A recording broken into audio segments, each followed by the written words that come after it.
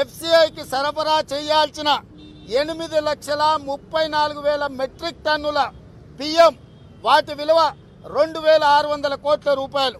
2,600 కోట్ల రూపాయల కేంద్ర ప్రభుత్వం యొక్క నిధులు మాయమైనవి. ఇవాళ ఒడ్లు లేవు, బియ్యం లేవు.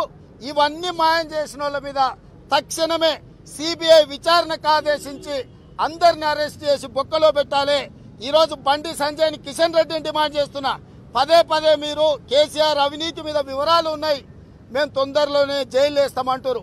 నేను అడుగుతున్నా, ఇవాళ స్పష్టంగా రైతులను మోసం చేసి ఇన్ని దుర్మార్గాలకు పాల్పడి 2,600 కోట్ల రూపాయల బియ్యాన్ని మాయం చేసిన రాష్ట్ర ప్రభుత్వం మీద దమ్ముంటే సిబిఐ కేసులు కట్టండి. కేసీఆర్ కుటుంబాన్ని మిల్లర్లతోని దళారులతోని కుమ్ముక్కైనందుకు జైల్లో పెట్టాల్సిందిగా బీజేపీని కాంగ్రెస్ పార్టీ డిమాండ్ చేస్తుంది. ఈ విషయంలో మొదటి నుంచి కాంగ్రెస్ పార్టీ పోరాటం చేసింది. ఫామ్ హౌస్ ముట్టడి కావచ్చు, వరి కొనుగోలు విషయంలో కావచ్చు, వివిధ సందర్భాలలో కాంగ్రెస్ పార్టీ రైతులకు అండగా నిలబడి గల్లీ నుంచి ఢిల్లీ వరకు కొట్లాడినాం.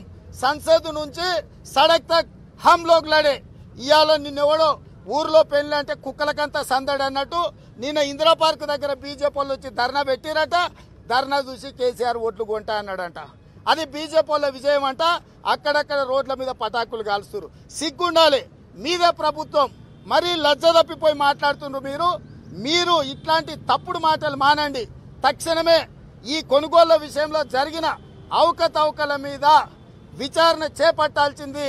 హాయ్ ఫ్రెండ్స్, మా టుడే టుమారో యూట్యూబ్ ఛానల్ చూస్తున్నందుకు చాలా థ్యాంక్స్. మరిన్ని లేటెస్ట్ వీడియోస్ కోసం వెంటనే సబ్స్క్రైబ్ చేయండి. అలాగే ఈ బెల్ ని కూడా రింగ్ చేసేయండి. మా నోటిఫికేషన్స్ అన్ని మీ మొబైల్లో వస్తాయి. అలాగే మా వీడియోస్ మీకు నచ్చితే లైక్ చేయండి, షేర్ చేయండి, నచ్చకపోతే కామెంట్ చేయండి.